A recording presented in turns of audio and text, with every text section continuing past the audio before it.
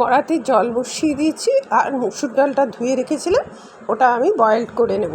আর এটা ঠাকুরবাড়ির নারকেল মসুর এই যে রান্নাটা করছি আর কি। এবার যথারীতি ওই ডালটা সেদ্ধ হয়ে গেছে।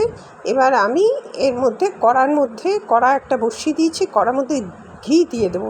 এটা কোনো সর্ষের তেল সাদা তেল কিছু দিয়ে হবে না, ঘি দিয়ে দেবো এবং অত্যন্ত সুস্বাদু হয়।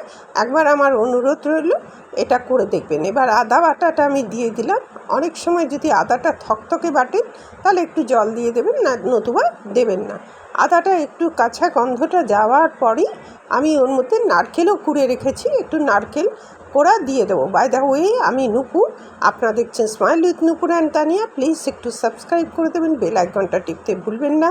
লাইক শেয়ার করে একটু পাশে থাকবেন। নিত্য নতুন রেসিপি আপলোড করলে আপনাদের কাছে যথাসময়ে নোটিফিকেশান পৌঁছে যাবে। আবার ফিরে এলাম রান্নায়। দেখুন, নারকেলটা আমি একটু করলাম, একটু সতে করে নিয়ে তার মধ্যে আমি কারি পাতা দিয়ে দিলাম।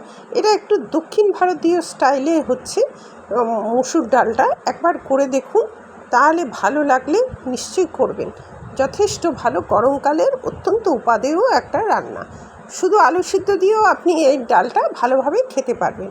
এবার আমি কি করলাম, কারি পাতা দেওয়ার পর একটু তেঁতুলের পাল্প, জাস্ট 2-3 চামচ, ডাল বুঝে দেবেন, তেঁতুলের পাল্পটা দিয়ে দিলাম। দিয়ে একটু নেড়ে ছেড়ে এবার আপনার ডালটাকে তুলে দিলাম, কারণ এর মধ্যে আর কিছু পড়বে না। এই যা দেখছেন তাই। মসুর ডাল নারকেল দিয়ে যদি এর আগে কোথাও খেয়ে থাকেন তো ভালো, যদি না খেয়ে থাকেন একবার আমার অনুরোধ রইল এটা এইভাবে করবেন।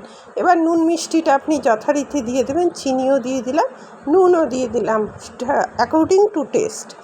এবার সেটা দিয়ে এটাকে ফুটবে, এর মধ্যে কোনো হলুদ পড়বে না, এরকমই সাদাটে এটা হবে। ঠাকুরবাড়িতে ঠিক যেভাবে রান্নাটা করতো আমি ঠিক সেইভাবে সেম প্রসেসে সেমভাবেই আমি আপনাদের করে দেখাচ্ছি। Ready to serve.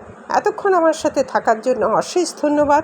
পরবর্তীতে দেখা হচ্ছে যে কোনো এপিসোডে যে কোনো রেসিপি নিয়ে। নিত্য নতুন রেসিপি আপনাদের কাছে যথাসময়ে পৌঁছে যাবে নোটিফিকেশান। আমার একান্ত অনুরোধ রইল একবার এটাকে দেখবেন করে।